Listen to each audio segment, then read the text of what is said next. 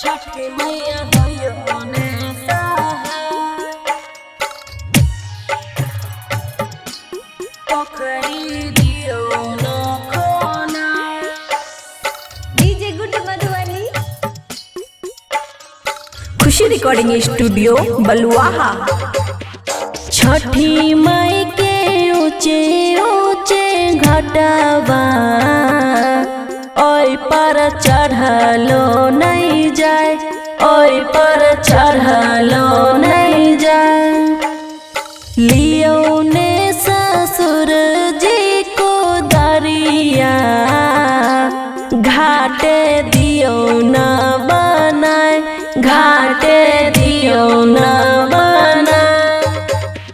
हमें करबै छठी माई के बरतिया, आहा वर्ग दियब, पोखरी दियो ने खोना।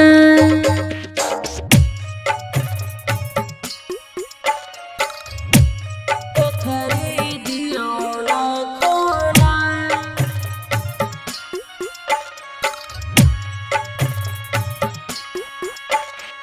डीजे गुड मधुबनी, छठी मैया होयो ने सहाय,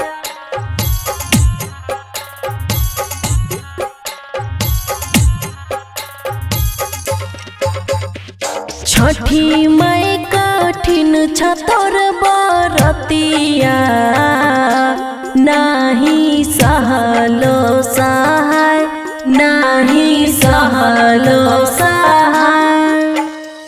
दुखिया पे फेरू ना नजरिया, दियो किस्मत बनाए, दियो किस्मत बनाए। छठी माई के ऊंचे ऊंचे घटावा, ओय पर चढ़लो नहीं जाए, पोखरी दियो न खूना।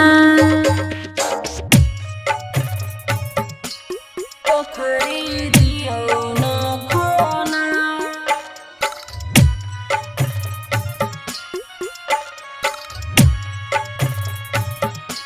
छठी मैया डीजे होयो गुड ने मधुबनी, सहाय,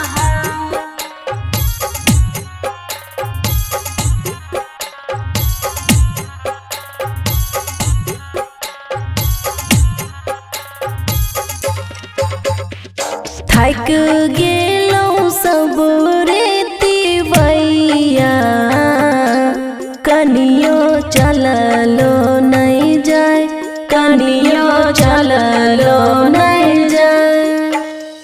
देबौआ रग दोनों बेरिया, छठी मैया होयो ने सहाय, छठी मैया होयो ने सहाय।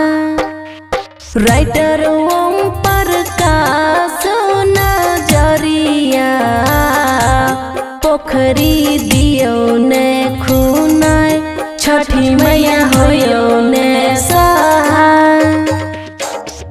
खुशी रिकॉर्डिंग स्टूडियो बलुआहा।